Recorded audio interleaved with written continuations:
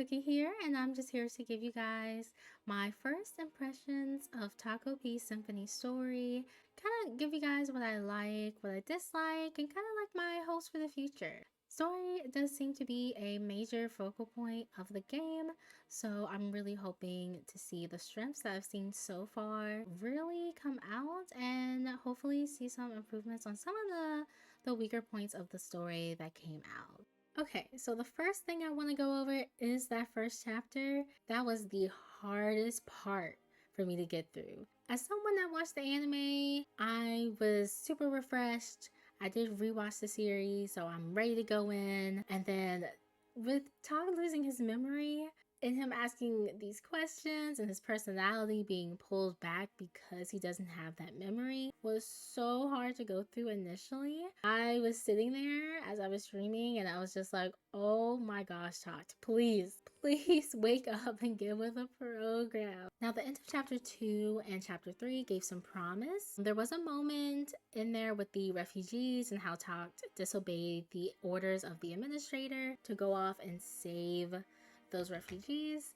I did really enjoy that because it kind of gave me a little remnant of Takt's reckless side that we saw in the anime and how we kind of can't ignore his own well-being when he has something set up in his mind. For example, when he was composing his song in the anime, he had all those dark eye bags going on. He wasn't sleeping. He was just solely focused on that song. And then there's also with Schindler, where the way that he just flew himself at him. So anything involving like emotion and something that's set up in his mind, Takt will go towards it and think about what he's doing a lot later.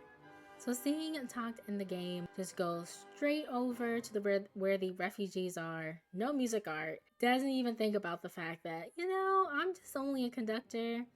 I probably can't take on my own wave of D2s, but I'm just gonna go anyway. That was fairly on point with me. And then also I did love seeing Destiny kind of have that stand as well and then continue to fight for the refugees and protect everyone, because the Destiny that we saw in the anime, very instinctual. She was just going against the D2s. That's the only thing that she had in her mind when she first awoken. So seeing that a little bit, even though now Destiny has a new host, so seeing that is very nice. Now, another point that I did enjoy was that not everyone likes Takt right now, and they do doubt him, which makes sense. Takt Destiny happened in New York 20 years before this game started, so it's a new location. It has been some time, so everything that they know about Takt has been word of mouth. So now it's more of the question of, oh, there's this guy that did X, Y, and Z, but is he really living up to it? Now, the saddest part was the fact that Valkyrie instantly lost all respect for us. She lost all respect for Takt when she found out that he did not have his memory. I mean, relatable, but it was very sad to see. She was not with the program, and it made me a little sad, especially with Jupiter being on our case anyway. And another reaction that got to me a little bit was Destiny. Now, this is Anna Destiny, so new host. It draws a lot more questions behind how much does this Destiny remember, in part about what happened, and like, does she still have those emotional ties? I do not know, because in the anime, Anna was definitely more of a spectator. She more like watched the events that were going on. So maybe that's the reason for that little bit of distance, because when she said she rejected the contract because she was unsure if we were the conductor for her, something along those lines, I was thrown off. I was like, wait, we have history. We have been through so many things together.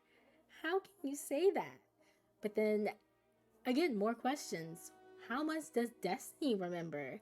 I don't know. But that part really got to me. I was so sad. I was like, wow, I thought we would instantly just be like, dynamic duo, in it to win it.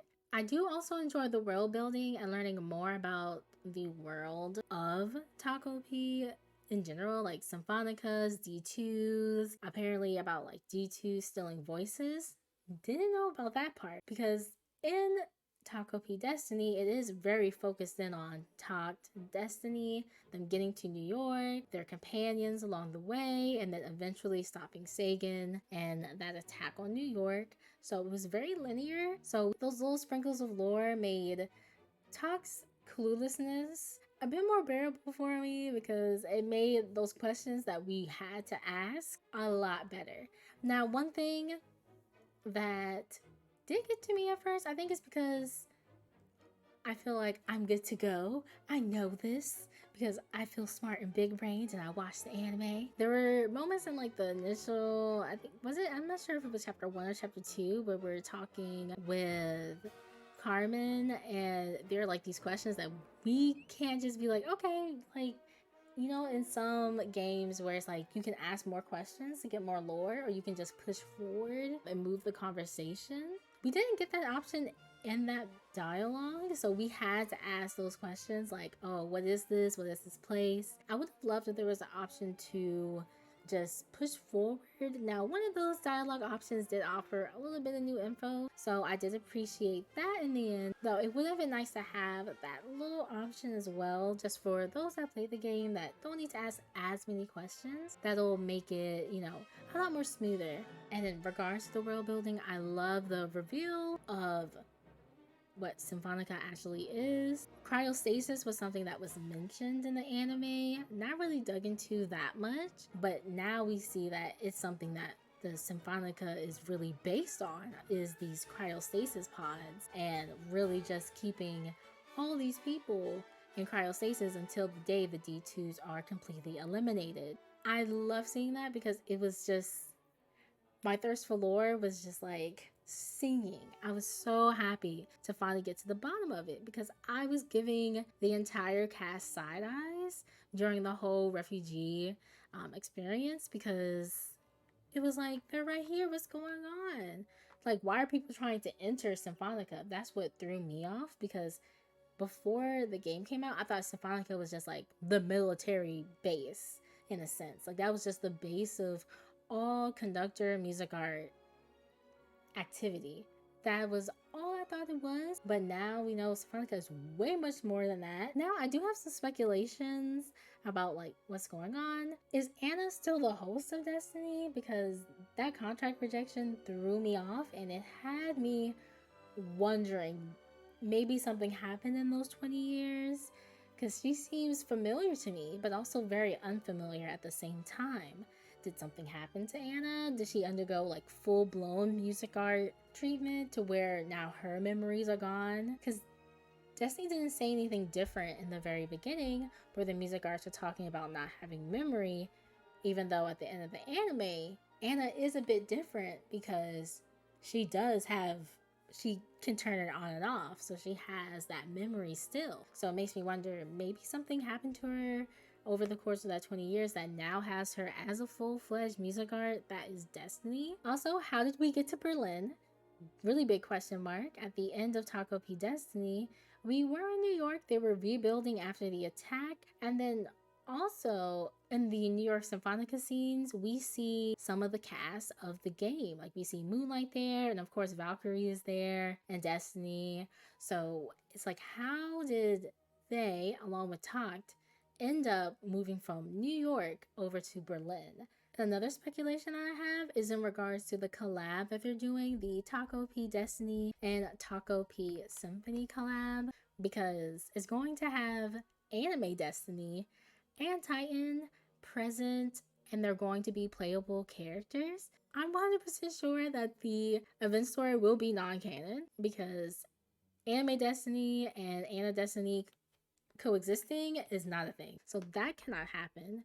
But I wonder about like the collab story itself. Is it going to be more of a flashback, or is it going to be more of an alternate timeline? So I am curious about what they're going to do for that. In terms of my hopes for the game story as I move into the available chapters that are out, as well as the new chapters that will come along later, The major thing that I'm hoping for is to see more of Takt's personality, the personality we got to know in the anime, shine through as he learns more information, as he has more experiences, maybe as he remembers more about what happened to him. Because a big advantage that this game has over others in terms of its story and its protagonist is that because of the anime, we already know the protagonist. We're familiar with him.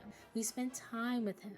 We've experienced so many things with this character that it would be a shame to have that personality that was shaped by all those experiences just completely go to waste in the game itself. I also hope to see more of that world building that I am enjoying, also more of those unique characters, and just in terms of their personality, because we already know that the design is going to be phenomenal because those personalities are what's going to keep me invested as they pop up in the main storyline. For example, I am super excited to meet Swan Lake in game. I love her design so much. So I'm so excited to know, like, what is she like as her personality? Like, I'm so excited for that.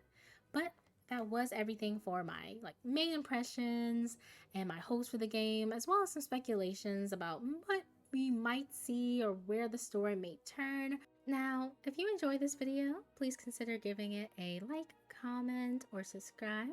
Also, I will be continuing to stream Tchaikosvky Symphony on my Twitch channel at One Hell of a Cookie, so I would love to see you guys stop by. But that is everything, so have a good day, you guys!